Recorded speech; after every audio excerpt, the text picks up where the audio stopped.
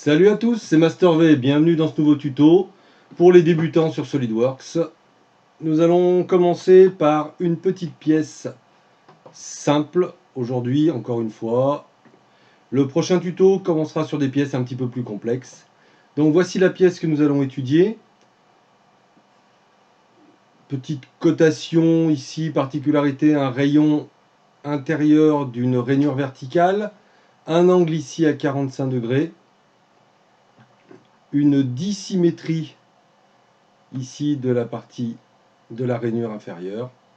Donc je vais commencer par une vue de face pour faire cette partie-là. Alors, nouveau, pièce, OK.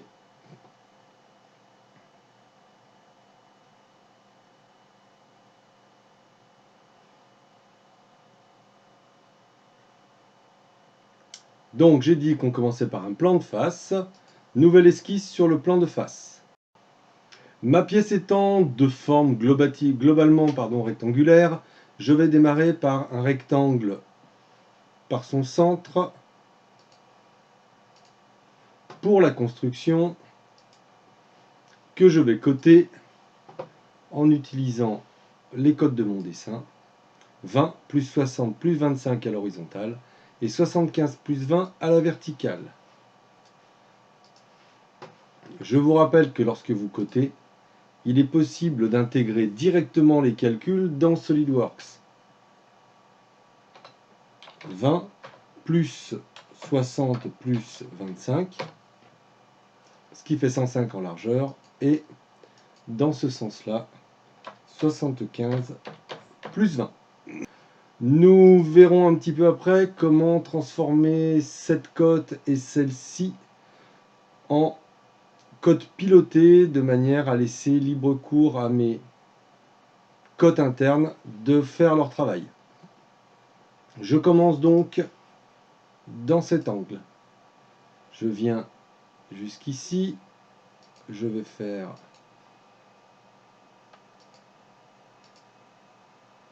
voilà, je redescends et je fais ma rainure inférieure. Voilà. Vu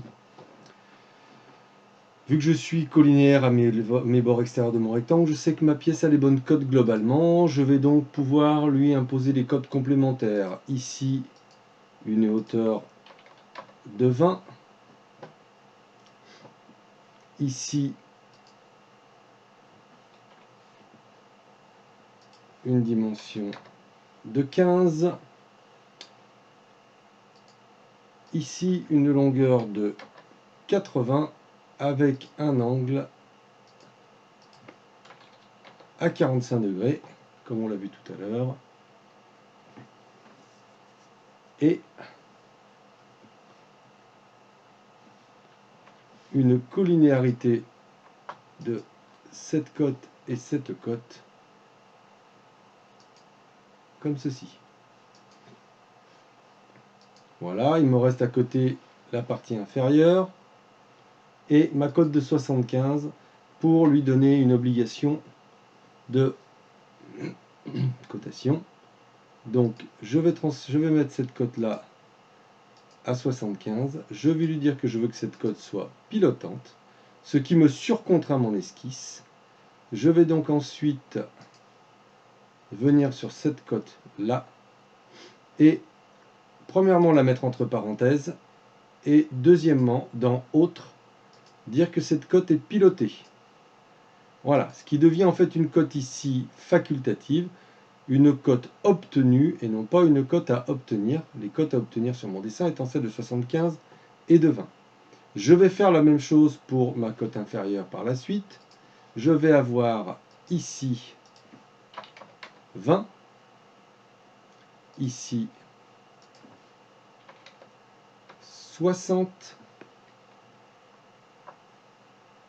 Mon 60 doit être... Pardon, et ensuite ici 25. Je me retrouve avec le même cas que tout à l'heure. Une cote pilotée je vais donc cette fois-ci rouvrir cette cote là qui est ici. Je vais demander que cette cote soit pilotée et je vais la mettre entre parenthèses. Voilà. La hauteur de ma pièce ici est de ma rainure est de 25.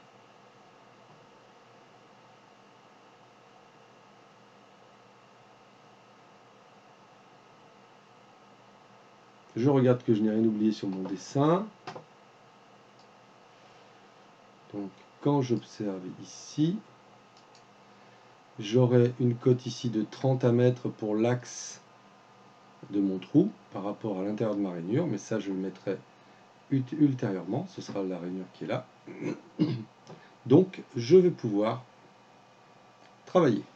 Donc je peux lâcher. Et à partir de là, maintenant je vais mettre une cote de 100 en extrusion. Fonction, bossage. Voilà, je mets 100. Et je vais la mettre en plan milieu.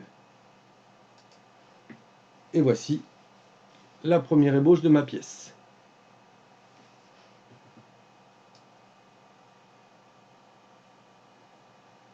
Donc,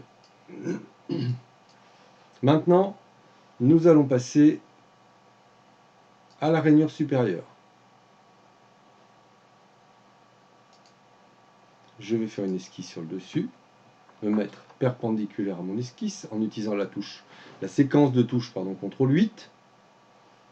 Une fois que c'est fait, je vais venir utiliser la fonction rainure que je vais positionner comme ceci. Voilà. Je vais pouvoir utiliser la collinéarité avec cette arête qui est ici. Je vais donc coter de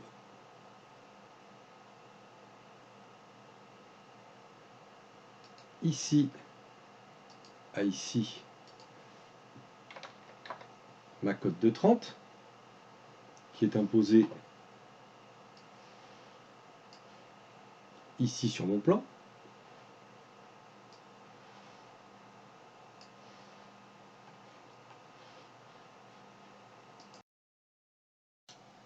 Nous allons coter aussi la longueur de ma rainure, donc je me remets perpendiculaire histoire de travailler correctement.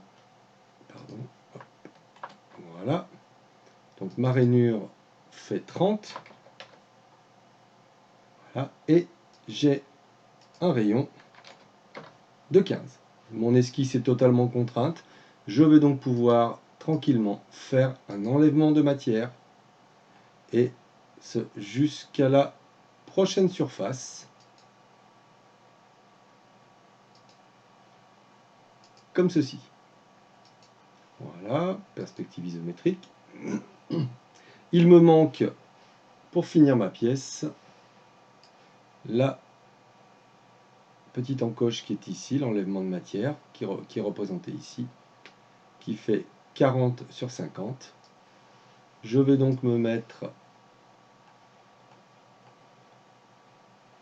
sur ce côté, esquisse, CTRL 8, voilà. Donc je vais retrouver exactement la même vue que celle que j'ai sur mon dessin. Et je vais donc pouvoir faire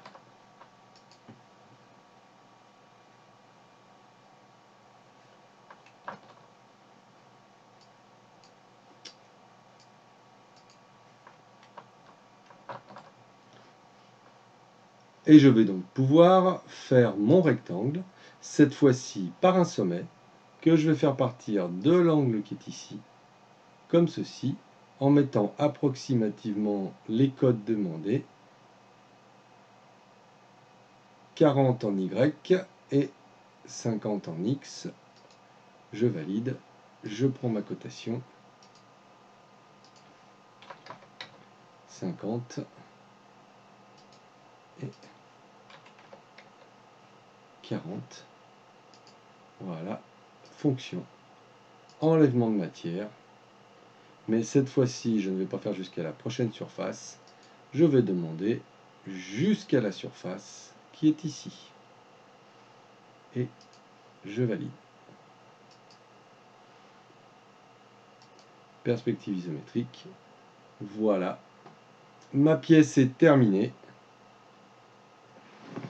Je vais donc pouvoir attribuer une matière et vérifier ma masse. Si je regarde mon élément, j'ai 1,0601 un C60 comme matière. Je vais donc retourner sur SolidWorks. Tac. Éditer le matériau. On va aller dans les aciers non alliés. Et nous allons prendre un C60 ici, appliqué, fermé. Voilà, ma matière est donc bien appliquée. Je vais pouvoir demander l'évaluation de la masse. 4473,78 grammes. 4473,78 grammes. Ma pièce a la bonne masse, donc a priori elle est conforme. Voilà. Retour un petit peu sur les fonctions que nous avons utilisées. Première fonction, une extrusion basée sur une esquisse en plan de face.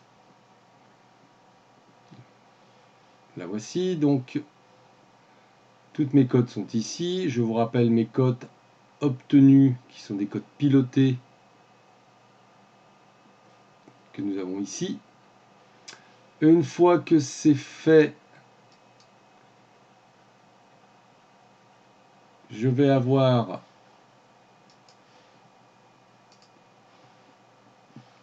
j'ai fait mon extrusion de 100 ici.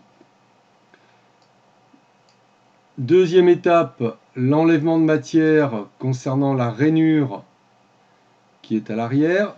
On me demande une reconstruction. Je vais donc faire une reconstruction. Je vais ouvrir ma fonction et vérifier que tout est bien. Donc il me signale qu'il y a un problème, forcément, puisque j'avais fait enlever jusqu'à cette surface-là. Donc la prochaine surface, c'est celle-là. Je valide. Voilà.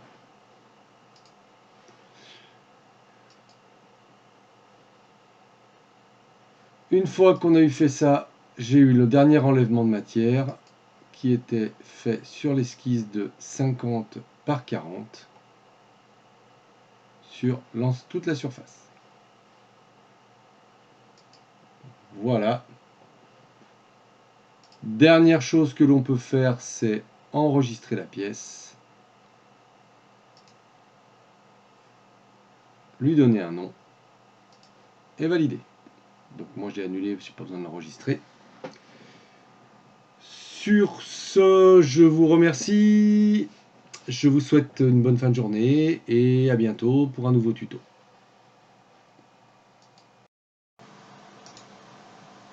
J'espère que cette vidéo vous a plu. Si c'est le cas, n'hésitez pas à mettre un like et à partager. Vous pouvez aussi vous abonner à la chaîne pour avoir les prochaines vidéos. Bonne fin de journée à tous.